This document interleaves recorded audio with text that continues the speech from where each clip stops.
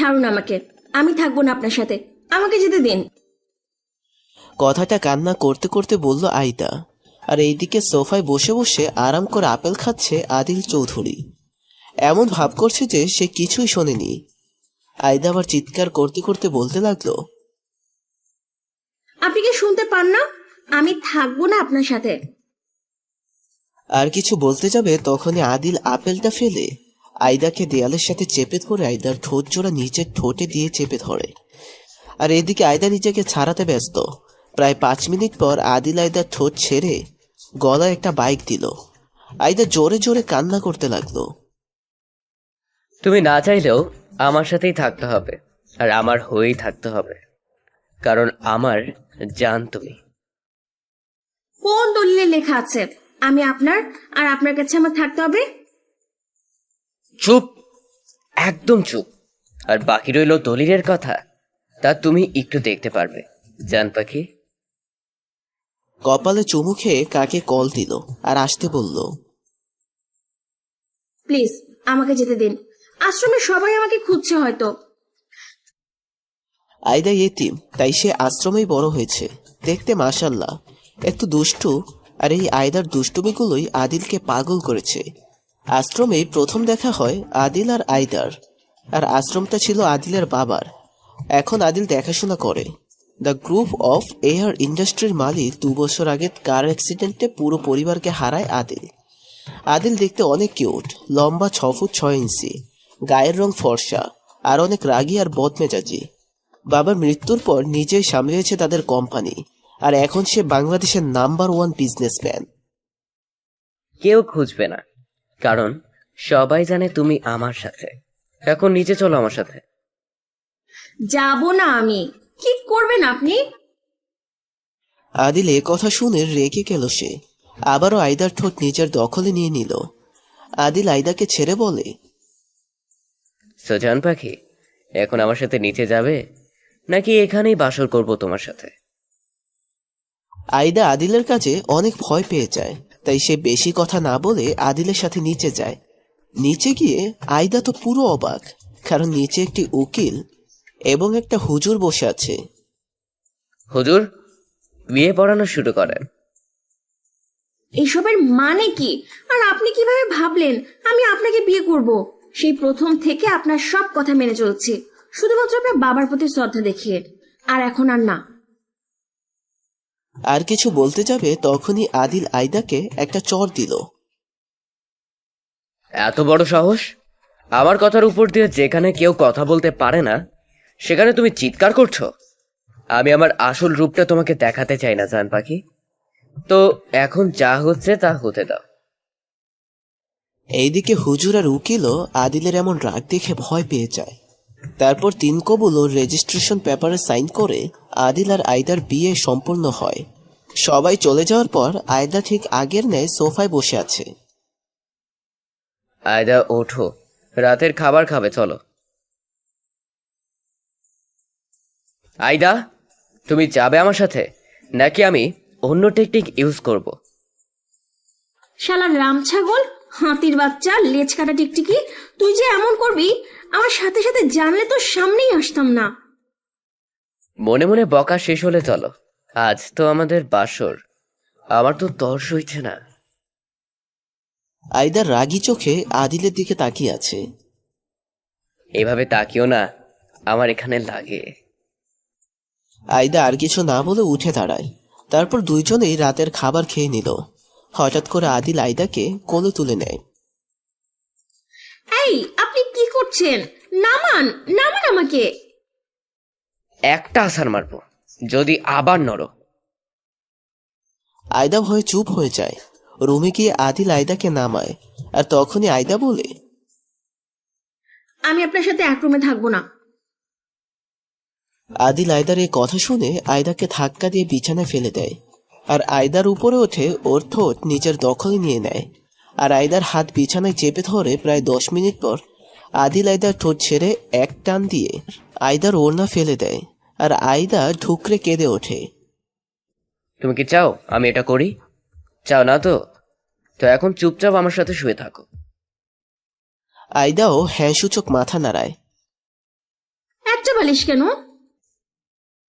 আমরা এক বালিশেই ঘুমাবো। ডিসগাস্টিং। আয়দা বিড়বিড় করতে করতে ঘুমিয়ে গেল, আর আদিলও মুচকি এসে পরম যত্নে আয়দাকে নিজের বুকে জড়িয়ে নিল। আমার জান তুমি। শোনা, তুমি চাও কিংবা না চাও, তোমাকে থাকতে হবে আমার সাথে। তারপর আদিলও ঘুমিয়ে পড়ে। আদিলের সকালের ঘুম ভাঙে আয়দার চিল্লানিতে। কি হইছে? এরকম চিৎকার করছো কেন সকাল সকাল? আই মিয়া, আমাকে জড়িয়ে ধরেছেন কেন? আমার বউ, আমি যা ইচ্ছা করব, তোমার কি? উফ, অসহ্য একটা। জানেবান, তোমার এই এলোমেলো চুল আমার এক নেশা ধরিয়ে দিচ্ছে। এখনই কেটে পড়তে হবে, নয়তো ব্যাটার লুচ্চা আবার লুচ্চামি শুরু করবে। আয়দা যেই না উঠতে যাবে, তখনই আদিল আয়দাকে নিচে ফেলে আয়দার উপর উঠে আয়দার ঠোঁট নিচের দখলে নিয়ে নিল। আদিল আরামসে আয়দার ঠোঁট চুষে নিচ্ছে, আর আয়দাও আদিলকে বাধা দিচ্ছে না, কারণ আদিল আয়দার হাত চেপে ধরে আছে। আদিল আয়দাকে ছেড়ে দেয়। যাও, যে গোসল করে আসো। এখনকার মতো আমার নেশা কেটে গেছে। আর হ্যাঁ, তোমার সব জামা কাপড় ওই কাবাটে। আলমারি খুলে এগুলো কখন আনলেন? যেদিন তোমায় প্রথম দেখি সেই দিন থেকেই।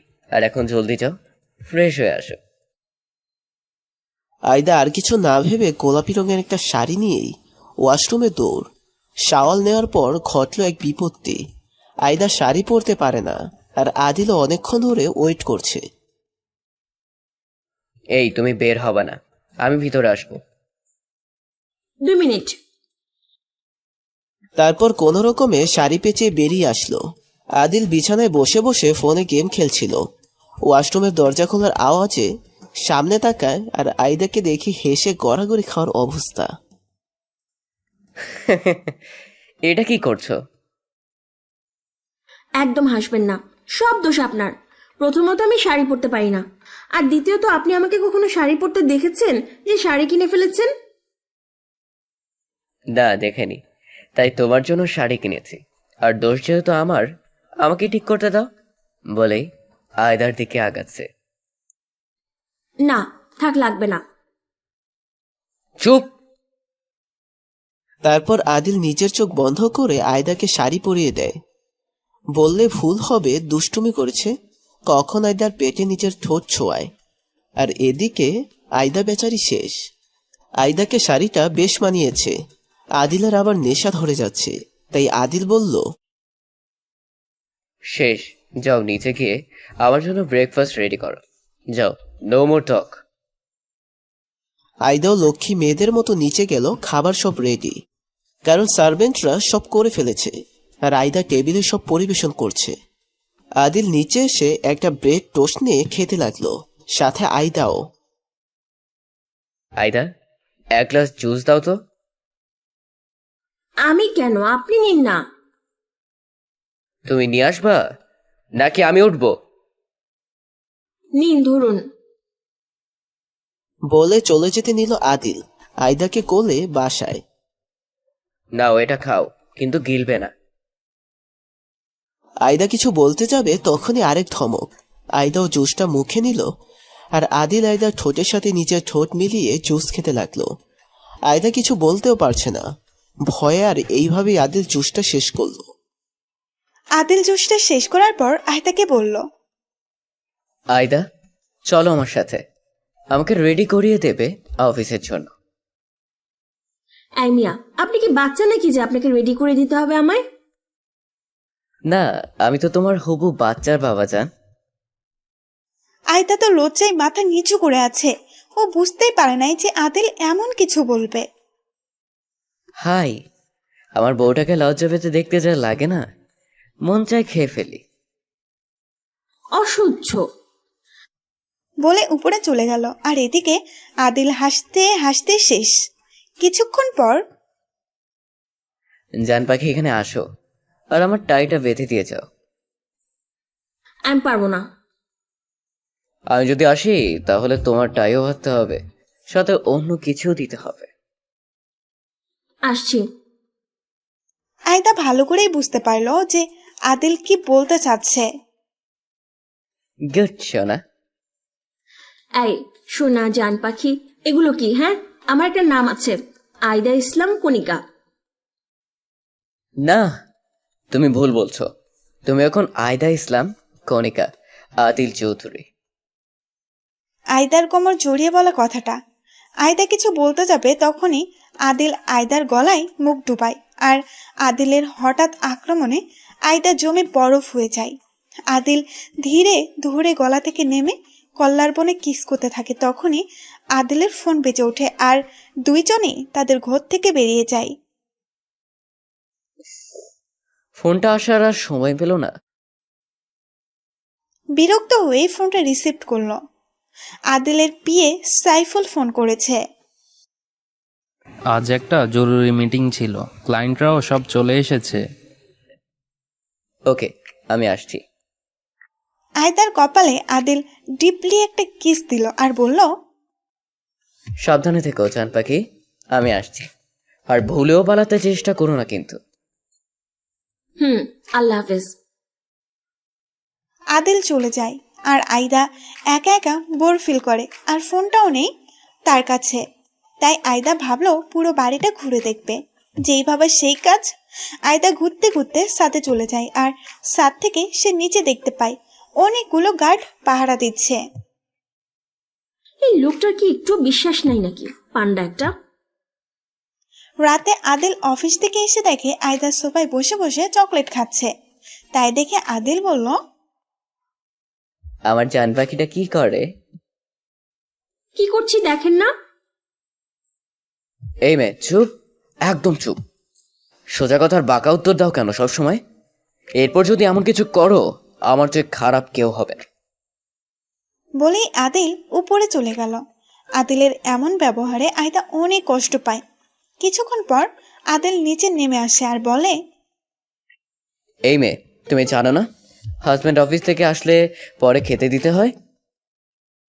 সরি, এখনই দিচ্ছি। তুমি বসো। আদিল বুঝতে পারল আয়দা ওর ব্যবহারে অনেক কষ্ট পেয়েছে। খাওয়ার পর আদিল কিছু না বলে রুমে চলে গেল। পেছন পেছন আয়দাও গেল। কালকের মতো খাটে একটাই বালিশ। আয়দা কিচ্ছু বলল না, চুপচাপ শুয়ে পড়ল। আদিল পেছন থেকে আয়দাকে জড়িয়ে ধরে বলল, সরি জান পাখি। কিন্তু আয়দা কিছুই বলল না। আদিল বুঝতে পারল আয়দা অনেক রাগ করেছে। সরি না জান পাখি। আপনি অনেক খারাপ, শুধু বকা দেন আর ভয় দেখান। আমার কি আগে বিয়ে হয়েছে নাকি যে আমি সব জানবো? আমাকে তো বললেন আমি কেমন বউ, তাহলে আপনি কেমন হাজবেন্ড? এই মেয়ে চুপ, একদম চুপ। কান্না করলে এখনই মাটিতে পুঁতে ফেলবো। আবার বকে। সারাদিন একবারও খোঁজ নিয়েছেন আমার? আমি একা একা কি করেছি? কথাই বলবো না। আদিল এবার বুঝতে পারল তখন আয়দা এমন কেন করেছে। আদিল আরেকটা ব্যাপারও লক্ষ্য করেছে, আয়দা এখন তার সাথে অনেক সুন্দর করে সব শেয়ার করছে। কে বলেছে আমি আমার জানটার খবর নেই নাই? আমি তো তোমাকে ল্যাপটপে দেখেছি শোনা। একটা কথা বলি, রাখবেন? বলো কি চাও তুমি? আমার একা একা বাসা ভাল লাগে না, তাই বলছি কি, আপনি যখন অফিসে যাবেন আমাকে একটু আশ্রমে নামিয়ে দিয়ে যেন প্লিজ। প্রমিস করছি পালানোর জন্য চেষ্টা করব না। আদিল কিছু সময় ভাবলো, তারপর বলল, কেন যাবে? ওখানে আমার ফ্রেন্ড নীলিমা, রাবিয়া, আয়েশা অনেকেই আছে। ওকে, এখন ঘুমাও।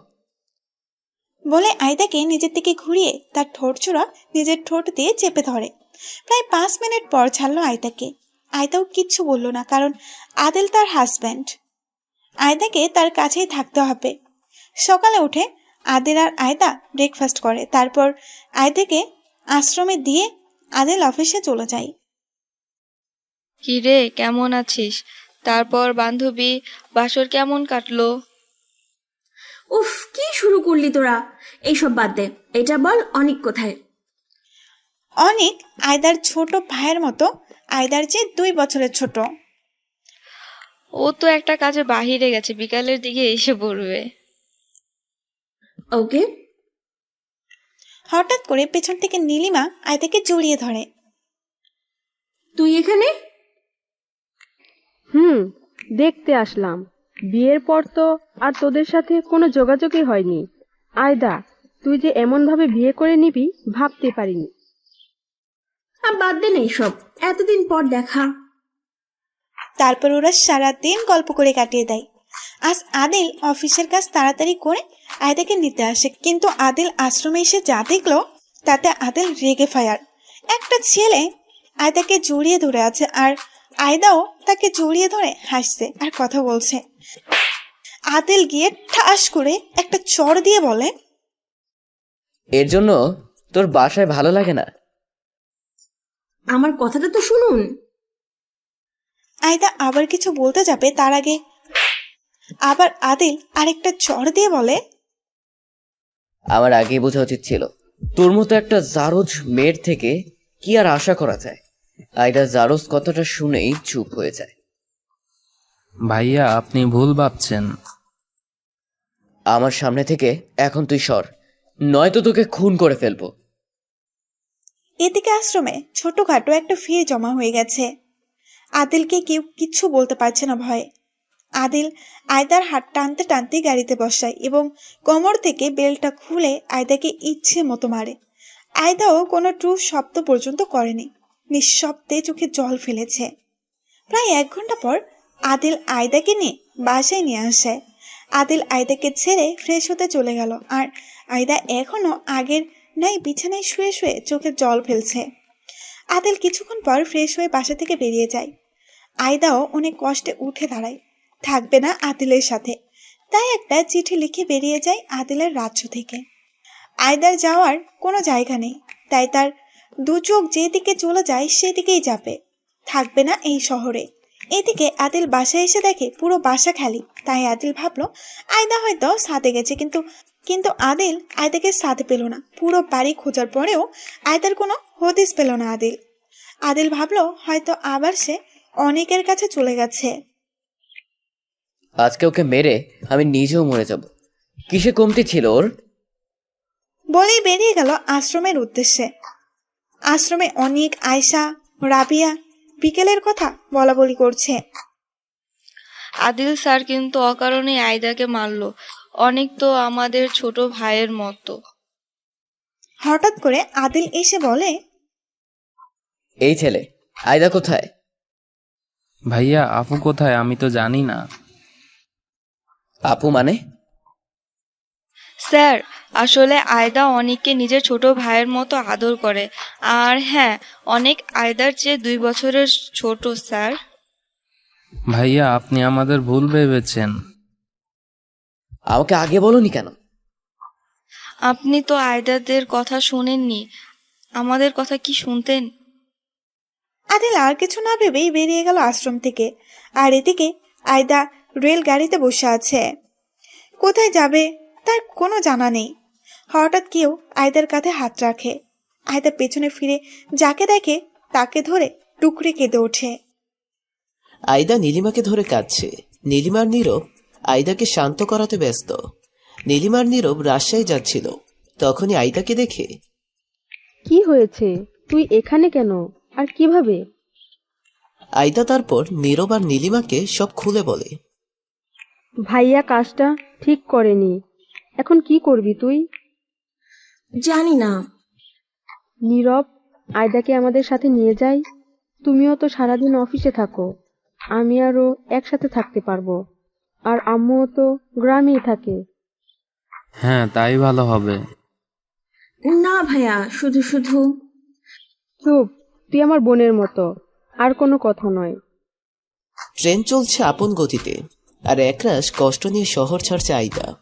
এইদিকে আদিল তো প্রায় পাগল, আয়দাকে কোথাও খুঁজে না পেয়ে। সবশেষে বাড়িতে ফিরে আসে আদিল। রুমে ঢুকে ইচ্ছামতো ভাঙচুর করে। হঠাৎ নজর যায় বিছানার পাশের ছোট ডয়ারের উপর একটা কাগজে কি যেন লেখা। আদিল কাগজটা পড়তে লাগলো। চলে যাচ্ছি আমি, আর কোনোদিনও ফিরে আসবো না। আজ আপনাকে কিছু কথা বলতে চাই।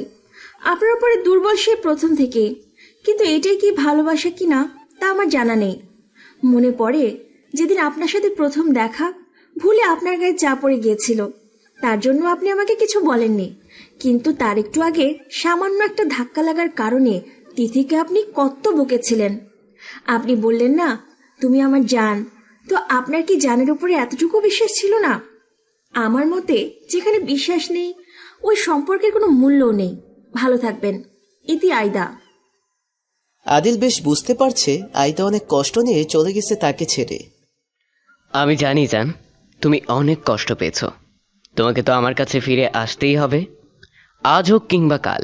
মানলাম আমি ভুল করেছি, কিন্তু তুমি তো অনেক বড় পাপ করে ফেলেছো। আমাকে ছেড়ে চলে যাবে তুমি, তা তো আমি হতে দিব না। এইদিকে সকাল সকাল আয়দার ঘুম ভাঙল নীলিমা ডাকে। চল, আমরা এসে পড়েছি। চল। তোমরা একটু দাঁড়াও, আমি একটা সিএনজি নিয়ে আসছি। ওকে। তারপর তারা বাসায় চলে যায়। এভাবে দেখতে দেখতে কেটে গেল 3 মাস। এই 3 মাসে বদলে গেছে অনেক কিছু। আদিল আগের চেয়ে বেশি রাগী ও বদমেজাজি হয়ে গেছে। আদিল ঢাকার এমন কোনো জায়গা বাদ রাখেনি যেখানে আয়দাকে সে খুঁজে নাই। কিন্তু আদিলও হাল ছাড়বার পাত্র না। অফিস শেষে প্রতিদিন আয়দাকে খুঁজতে বের হয়। আর আয়দাও আগের চেয়ে চুপচাপ হয়ে গেছে। চঞ্চলতাটা আর নেই তার মধ্যে। আয়দা নীরবের সাহায্যে একটা অফিসে পিএর জব পেয়েছে। আজ একটা বড় ডিল ফাইনাল হবে এয়ার ইন্ডাস্ট্রির সাথে, তাদের কোম্পানির। আয়দার যেন কেমন লাগছে আজকে। এইদিকে স্যার, আজ তো আমাদের রাজশাহী যেতে হবে। কিন্তু রাতের মধ্যেই আমরা ফিরে আসব। ওকে বস। রাজশাহীতে আসার পর ও মিস আইদা, আজকে আমাদের ডিলটার প্রেজেন্টেশন আপনি করবেন। কাব্য জানে না আয়দা বিবাহিত। আয়দা ফাইল চেক করতে করতে বলে, ওকে স্যার। এখন আপনি আসতে পারেন। কাব্য হলো আয়দার বস। দেখতে বেশ লম্বা চওড়া, গায়ের রং ফর্সা। দ্য কেবি ইন্ডাস্ট্রির মালিক। বাবা মা লন্ডনে থাকে। কাব্য আয়দাকে খুব পছন্দ করে, কিন্তু বলতে পারে না। সে সবসময় আয়দাকে নিজের আশেপাশে রাখতে চায়। এদিকে সকাল থেকে বৃষ্টি হচ্ছে। কিছুক্ষণ পর তো মিস আইদা, যাও যাক, আমাদের জন্য সবাই অপেক্ষা করছে। জি স্যার, যাওয়া যাক। আজ কেন জানি আয়দা আদিলকে ফিল করতে পারছে। আর অপরদিকে আদিলের যেন কেন মনে হচ্ছে আয়দা তার আশেপাশে আছে। আদিলের ধ্যান ভাঙল দরজা খোলার আওয়াজে। দরজার দিকে তাকিয়ে আদিল দাঁড়িয়ে যায়, যার কারণে সে বিশ্বাস করতে পারছে না তার জান তার সামনে। আর এইদিকে আয়দার তো আদিলকে দেখে রীতিমতো কাঁপাকাঁপি শুরু হয়ে গেছে। কাব্য আদিলের দিকে হাত বাড়িয়ে দিল হ্যান্ডশেক করার জন্য। Hi mister Adil. Oh high.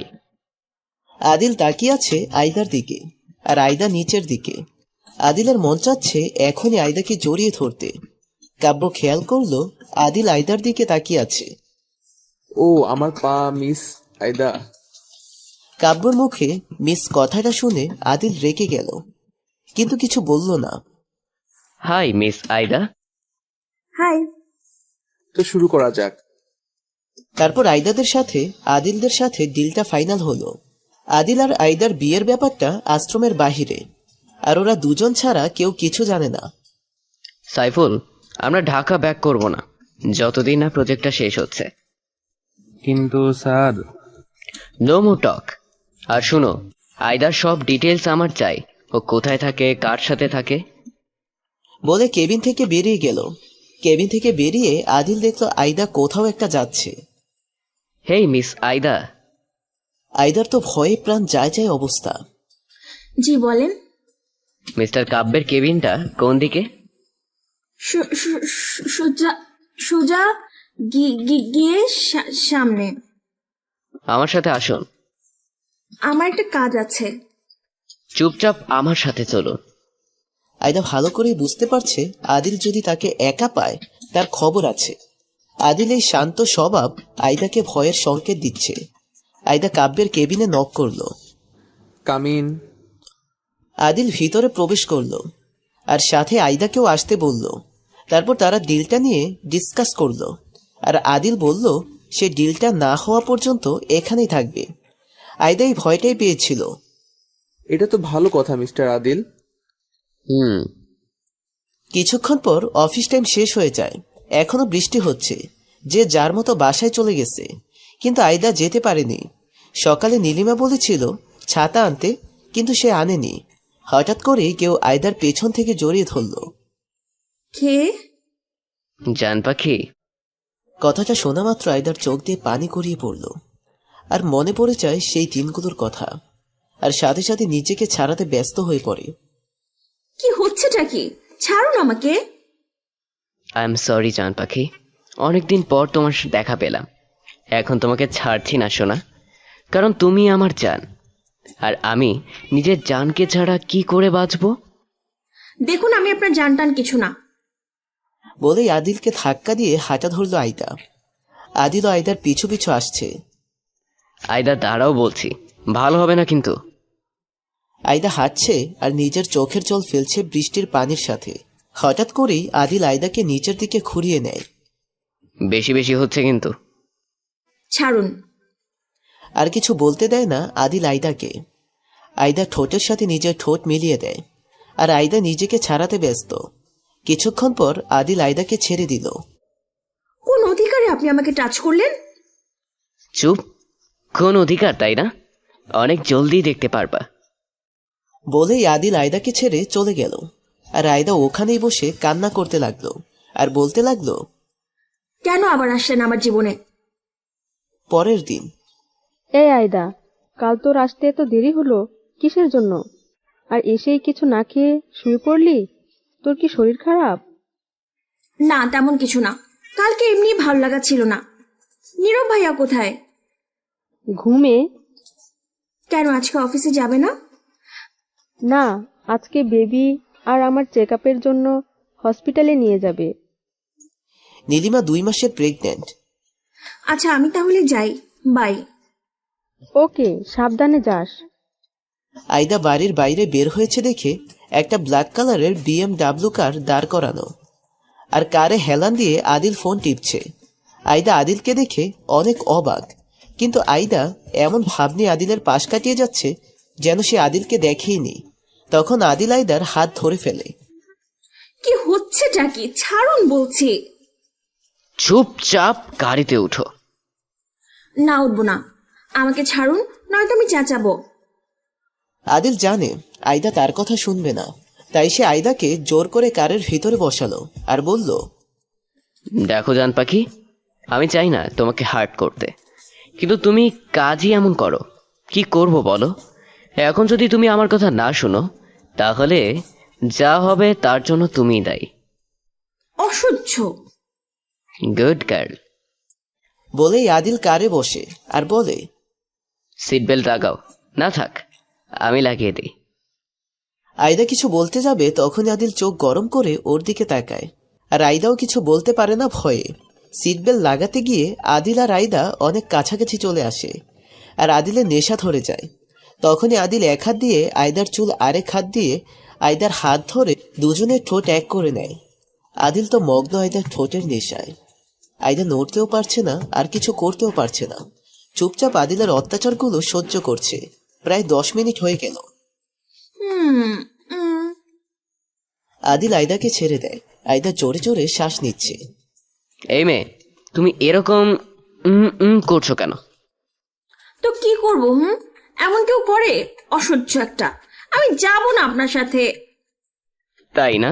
আমিও দেখি কিভাবে না যাও তুমি আমার সাথে। বলে সাথে সাথে গাড়ি স্টার্ট দেয় আদিল। গাড়ি থামান বলছি। না। আমি কিন্তু। কিছু বলতে যাবে তখনই খেয়াল করে আদিল তার শার্টের দিকে তাকিয়ে আছে। আয়দাও আদিলের দৃষ্টি অনুসরণ করে তাকায় আর দেখে ওর শার্টের বোতাম খোলা। আয়দার সাথে সাথেই বোতামটা লাগিয়ে বাইরের দিকে তাকায়। কালকে থেকে 3 পিস অথবা গাউন আর হিজাব পরে আসবা। আর চুলের অবস্থা এমন কেন? আমি আপনার কথা শুনতে বাধ্য না। কি বললা? কেন, বয়রা নাকি আপনি? আর কিছু বলতে যাবে তখনই আদিল আয়দার 2 গাল চেপে ধরে আর বলে, অনেক বেশি উঠছো তাই না? তোমার পাখা কাটার ব্যবস্থা করছি আমি। Just wait and watch.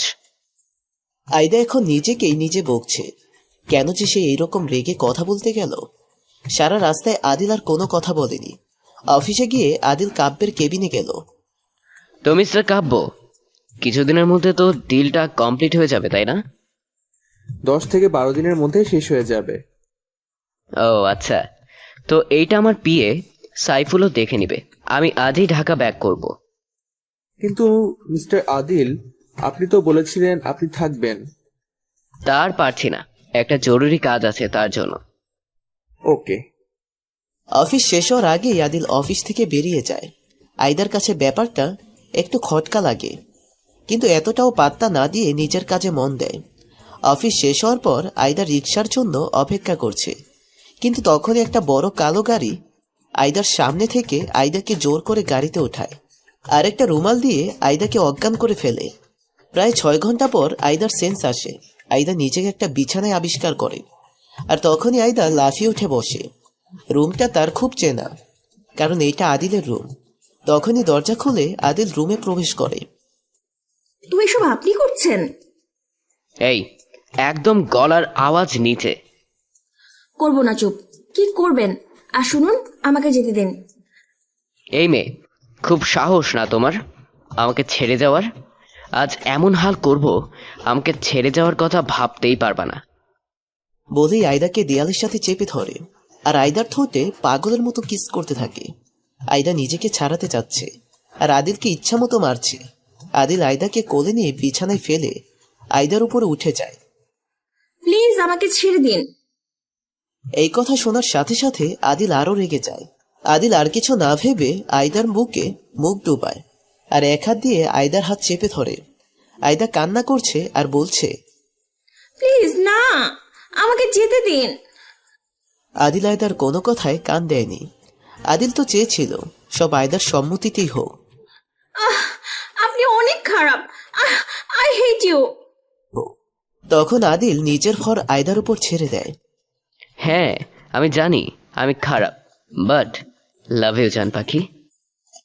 বলেই ব্যস্ত হয়ে যায় নিজের কাজে। আর এইদিকে রাজশাহীতে কাব্য জানতে পারে যে কেউ আয়দাকে কিডন্যাপ করেছে। তখন থেকে শুরু হয়েছে কাব্যের পাগলামি। পুরো রাজশাহী শহর তন্ন তন্ন করে খুঁজছে সে আয়দাকে। রাত প্রায় 1:30। আপনি অনেক খারাপ, আমার খুব কষ্ট হচ্ছে, আমাকে ছেড়ে দিন। আদিলও আর পারবে না আয়দাকে কষ্ট দিতে, তাই আদিল আয়দার কপালে ডিপলি একটা কিস করে আর আয়দাকে ছেড়ে উঠে দাঁড়ায়। আয়দা অনেক কষ্টে বেডশিটটা গায়ে পেঁচিয়ে উঠে বসে। আদিল কাবার থেকে আয়দার জন্য লাল রঙের একটা শাড়ি বের করে দেয়। আয়দাও সেটা নিয়ে চুপচাপ ওয়াশরুমের দিকে পা বাড়ায়। ওয়াশরুমে আয়নার সামনে দাঁড়িয়ে আয়দা নিজেকে দেখে দুঃখে কেঁদে ওঠে। গলায় ঘাড়ে বুকে অসংখ্য কামড়ের দাগ। আয়দা ভাবছে ওই দিন যদি আদিল সে কাজটা না করত, হয়তো আজকের রাতটা অন্যরকম আনন্দের হতো। এইসব ভাবতে ভাবতেই আয়দা ফ্রেশ হয়ে বাইরে আসে, কিন্তু আদিলের দিকে তাকায় না। আদিলও ফ্রেশ হতে চলে যায়। ফ্রেশ হয়ে বের হয়ে দেখে আয়দা খাটে হেলান দিয়ে ঘুমিয়ে পড়েছে। আয়দার ভেজা চুল আদিলকে খুব কাছে টানছে। লোকটা সামলাতে না পেরে আদিল আয়দার চুলে মুখ গুজে। কারো স্পর্শে আয়দার ঘুম ভেঙে যায়, আর আয়দা ভয়ে আদিলকে ধাক্কা দিয়ে ফেলে দিয়ে বিছানার শেষ প্রান্তে চলে যায়। কি হয়েছে তোমার? এমন কেন করছো জান পাখি? আয়দা কিছু না বলে রুমের দরজাটা খুলে বেরিয়ে যায়। আল্লাহ, এত ঘাড়তারা মেয়ে আমি 2টা দেখি নাই। বলেই আয়দার পিছন পিছন যেতে লাগলো। আর এইদিকে রাজশাহীতে নীলিমা ও নীরব টেনশনে শেষ। আয়দা কোথায় গেল, কেমন আছে? নীলিমা তো কান্নাকাটি জুড়ে দিয়েছে। আহ নীলিমা, তুমি কান্না করলে বেবির ক্ষতি হবে, কান্না করো না সোনা। বলেই জড়িয়ে ধরলো নীলিমাকে। আর সবচেয়ে খারাপ অবস্থা কাব্যের। কাব্য পুরো রাজশাহী শহর খুঁজে ফেলেছে, কিন্তু আয়দাকে পায় না।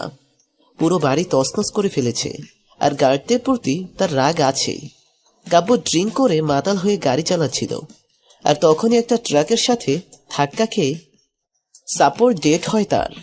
এইদিকে আয়দা আদিলের সাথে রাগ করে ছাদে চলে এসেছে। হঠাৎ করেই আদিল আয়দাকে জড়িয়ে ধরে। কি হয়েছে? এখন আপনার স্বাদ মিটে নাই? না, এই জন্মেও মিটবে না। অনেক রাত হয়েছে, ঘুমাবে, চলো। যাব না আমি আপনার সাথে, যান বলছি এখান থেকে। অকারণে নিজের এনার্জি লস করছো। পেরেছো আমাকে আটকাতে? পারো নাই তো। বলেই আয়দাকে কোলে তুলে নিল। আয়দাও কিছু বলল না। যদি হিতে বিপরীত হয়? আদিল আয়দাকে খাটে নামিয়ে নিজের টি শার্টটা হাতে দেয়। খবরদার, একদম না। ওকে ওকে, কিছু করব না, চুপচাপ ঘুমাও। তাই বলে আদিল আয়দাকে জড়িয়ে ধরে শুয়ে পড়ে। সকালে আদিল ঘুম থেকে উঠে দেখে আয়দা নেই। একটা ভয় আঁকড়ে ধরল আদিলকে। সে জলদি নিচে গেল, যে দেখে আয়দা কারোর সাথে ফোনে কথা বলছে। নীলিমা, টেনশন করিস না, আমি ঢাকায় ফিরে এসেছি। আর ধন্যবাদ রে তোকে। কিন্তু কিভাবে, কি হলো? পরে বলবো, এখন হ্যাঁ রাখি, কেমন? ভালো থাকিস আর সাবধানে থাকিস। ওকে। কার সাথে কথা বলছিলে জান পাখি? এতদিন যার সাথে ছিলাম। বলেই উঠে যেতে নিলে আদিল আয়দার আঁচল ধরে টান দেয়। কি হইছে? আমার ক্ষুধা লাগছে। তো খান গিয়ে। না, তোমাকে খাবো। অসভ্য খাচ্চর একটা। বলেই আয়দা চলে গেল। আদিল তো হেসে গড়াগড়ি খাচ্ছে। অনেকদিন পর আদিল মন খুলে হাসছে। আয়দা, কবে তুমি আমাকে বুঝবে? হয়তো কাল রাতের জন্য আমাকে আরো সময় লাগবে তোমার রাগ ভাঙাতে, কিন্তু তুমি আমাকে ছেড়ে যেতে পারবে না। 6 মাস পর আয়দা আর আদিলের সম্পর্কটা এখন ঠিক। আদিল অনেক কষ্টে আয়দার রাগ ভাঙায়, আর ধীরে ধীরে আয়দাও আদিলকে ভালোবেসে ফেলে। আয়দা আজ নিজের থেকে ধরা দিবে আদিলের কাছে। আয়দা খুব সুন্দর করে রুমটা সাজায়। আয়দা একটা কালো শাড়ি পরে আর হালকা একটু সাজ দেয়। আয়দার একটু ভয় লাগছে। তখনই আদিল অফিস থেকে বাড়ি ফিরে। জান পাখি, কই তুমি? এই তো আমি। আদিল অপলক দৃষ্টিতে তাকিয়ে আছে আয়দার দিকে। আমাকে মারার প্ল্যানে আছো তুমি? আগে ফ্রেশ হয়ে খেয়ে নিন, আপনাকে কিছু বলার আছে আমার। কেন, এক্ষুনি বলো। যান, গিয়ে ফ্রেশ হয়ে আসুন আগে। যাচ্ছি, খালি ধমকায়। এই আমাদের রুমে না, পাশের রুমে যান। আপনার জন্য জামা রেখে এসেছি, ফ্রেশ হয়ে আসুন। ভুলেও আমাদের রুমে যাবেন না। কেন? নো মোর টক। আদিল অপলক দৃষ্টিতে তাকিয়ে আছে আয়দার দিকে। আদিলও চুপচাপ ফ্রেশ হতে যায় আর দেখে একটা কালো রঙের পাঞ্জাবি আর একটা পাজামা। ফ্রেশ হয়ে আদিল পাঞ্জাবি আর পাজামাটা পরে নিচে নামে। আদিল খাওয়ার সময় দেখে সব আদিলের পছন্দের খাবার। খাওয়া শেষে আয়দা আদিলের চোখ বাঁধে।